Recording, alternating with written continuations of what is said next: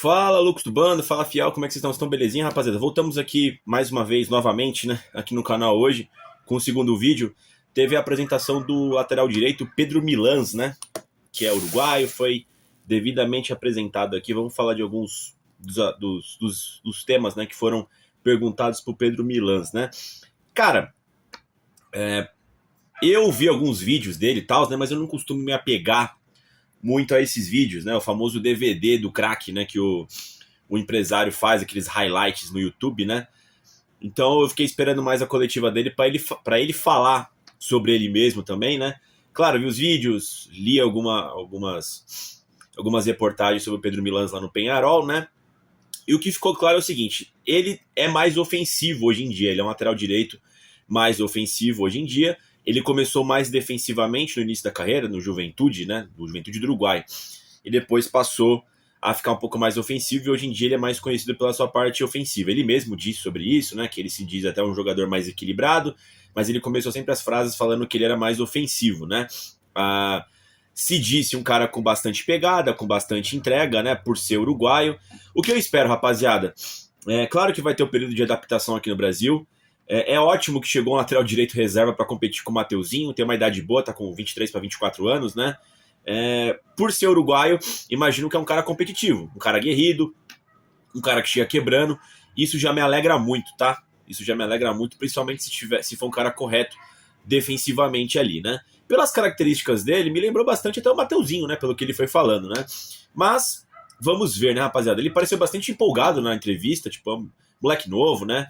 Humilde ali, primeira experiência fora do país dele, mas parecia bastante empolgado. Não manja porra nenhuma de português, tava falando no espanhol ali, os repórteres perguntavam e tinha um cara do Corinthians ali traduzindo para ele. Enfim, parece que essa é a característica dele, tá? Perguntaram se ele já tá apto para jogar contra o Velo Clube, falou que tá apto, né, que pode jogar. De repente pode ser uma das opções aí do técnico Dorival Júnior contra o Velo Clube. Lembrando que eu acho que o Corinthians vai com um time bastante modificado para encarar o Velo Clube lá em Rio Claro, porque teve essa batida de 3 jogos importantes, né, contra o Bragantino, São Paulo e Santos. E essa semana tem Bahia e tem Flamengo pela Supercopa, né? O Flamengo na Supercopa, que é o grande objetivo, creio eu, desse primeiro semestre do Corinthians, tá, pessoal? Então vamos ver, diz que ele tá apto, né? O pessoal perguntou das motivações dele. Cara, o que ficou claro foi o seguinte: quer ganhar mais, obviamente, né? Porque fatalmente o futebol brasileiro paga mais do que o futebol uruguaio hoje. E a possibilidade de jogar na Liga Brasileira deve ter aberto os olhos dele.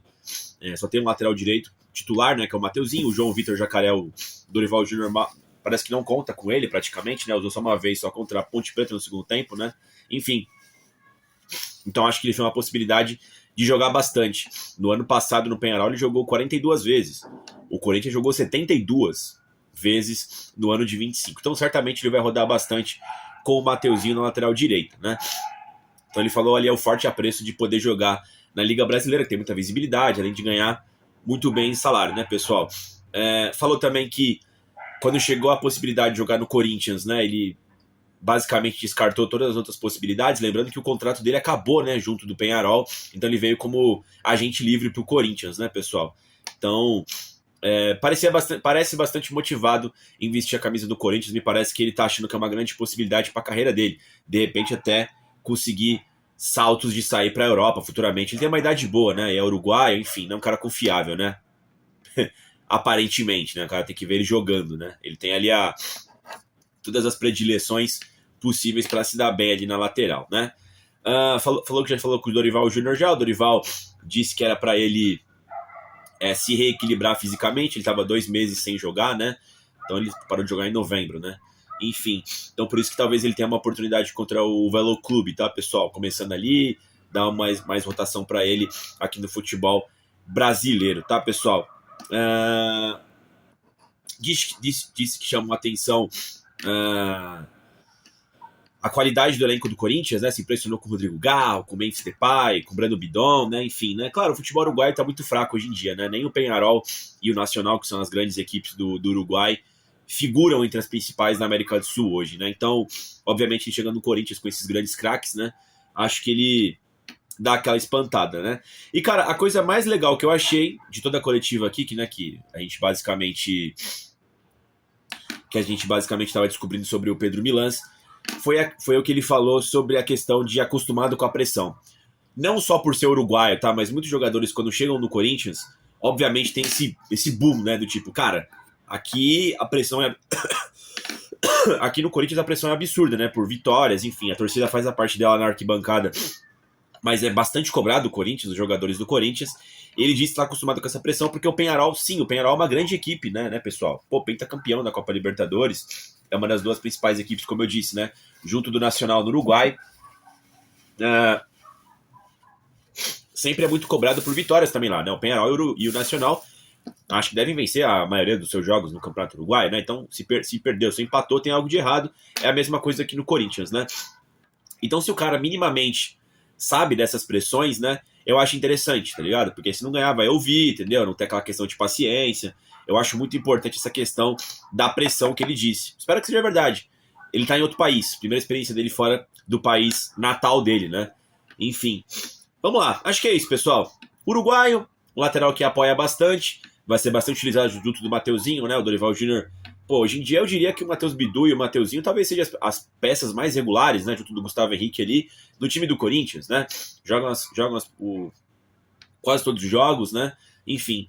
Então ele vai ter oportunidade sim para fazer uma rotação com o Mateuzinho ali. E ele tem uma característica aparentemente similar. De repente o Corinthians não vai precisar mudar muito o jeito de jogar. Porque quando o Mateuzinho não estava jogando, o Dorival no passado utilizou Félix Torres, Carrilho, Charles, né? Martinez, né? E o Corinthians ficava muito penso, né? Quando o Mateuzinho não jogava, né? Então, é uma boa contratação. Jovem, uruguaio, então vai ter raça ali, né? Acostumado com pressão, segundo ele. Tem tudo para dar certo com a camisa do Coringão. Tô com boas expectativas do Pedro Milans, tá? Vamos ver, vamos dar paciência também pro garoto. E vamos ver se ele já joga contra o Velo Clube em Rio Claro neste próximo domingo, certo? Quero saber de vocês, o que vocês acharam da coletiva do Pedro Milans? Se vocês viram, né? Enfim, deixa nos comentários aí. E dito isso, vai Corinthians, né?